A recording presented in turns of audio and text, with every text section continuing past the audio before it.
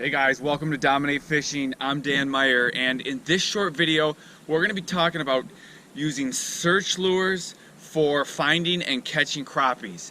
Now, I love using these type of search lures all spring and summer when I'm looking for crappies, or I know where crappies are and I'm trying, they're scattered, and I'm going to dial in on, or I can't dial in. I'm going to be fishing big structures for scattered crappies. So those are pretty much basically the two scenarios where you're going to be using these search type lures for crappies. These are lures that you can fish quickly, at least as far as quickly goes, for crappie fishing. Anytime you're crappie fishing, you're not fishing all that fast like you would for, bass or muskies. Those fish you can move down a shoreline pretty fast. When you're fishing crappies, and fast for crappies is still fairly slow, but here we're going to be talking about fishing a little faster than you would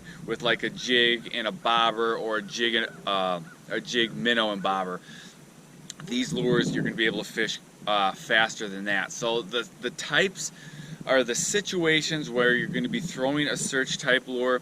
I kind of just talked about it, but it's going to be basically one of two situations. Either you're fishing a new lake and there's quite a bit of cover, quite a bit of structure, maybe big long shorelines with weeds, or long shorelines with a lot of down timber, and you need to cover a big area because you don't know exactly where the fish are.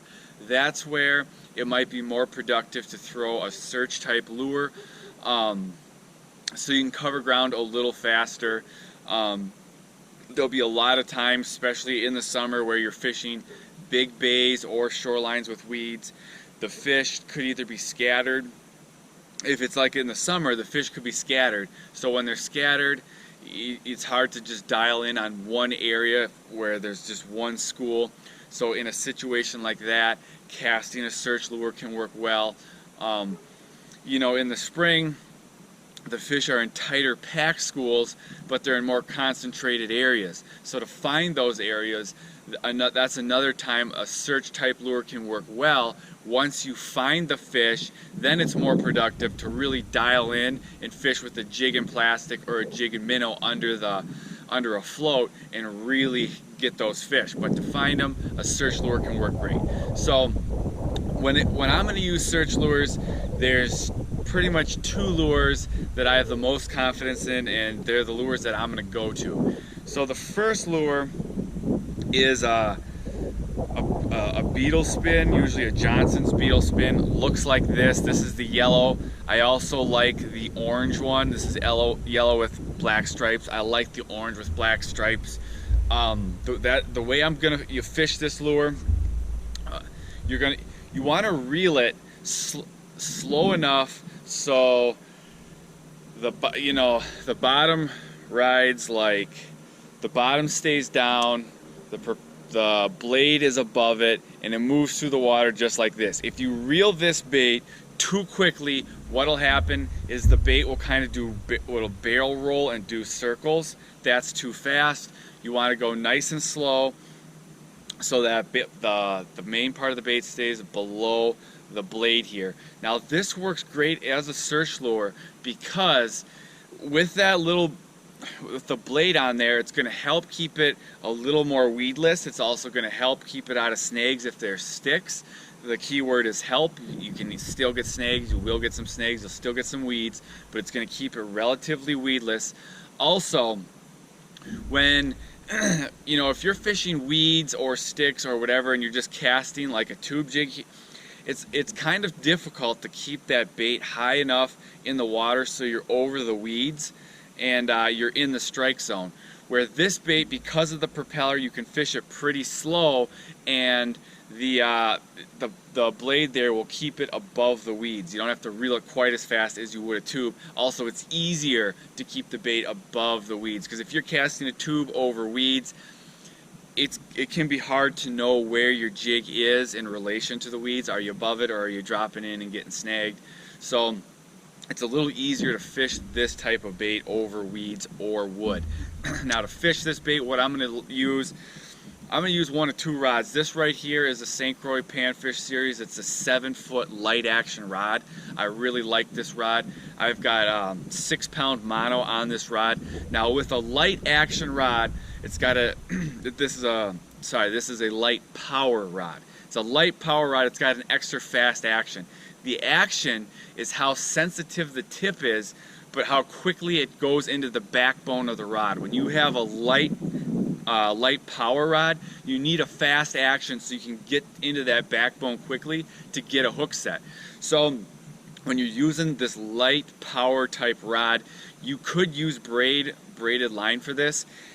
I just prefer mono, so I have 6-pound mono on here. It works great. You can cast this.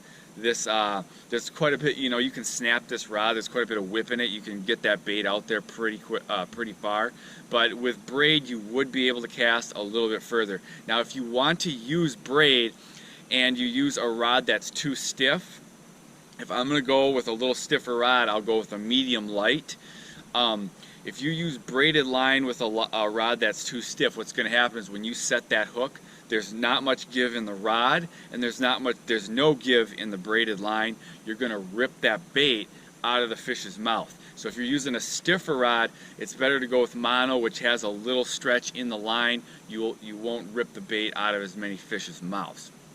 So my two go-to rods are a 7-foot medium light power rod, or this 7-foot light power rod. Alright, so a bait that is similar to the Beetle Spin that I also like to use are baits like a Roadrunner jig. These are similar to Roadrunner jigs. They're not the same. They're made by Bass Pro. They also have the blade on them to help keep that bait up. This one has marabou hair. This one has a twister tail on the back. These baits you can fish pretty quickly. You can even fish these baits quicker than you can a Beetle Spin. But they're great for covering ground, looking for those fish. Once you find the fish again, you're going to want to dial in maybe with a jig in plastic or a jig in a minnow. So the other type of bait that I like to use, micro crankbait style lure. I think I'll do a whole nother video on the different types, but there's a lot of different types of micro cranks that work well for crappies now. Kind of my go-to, my standard one is a Rapala. You can get them on the number 3, no problem.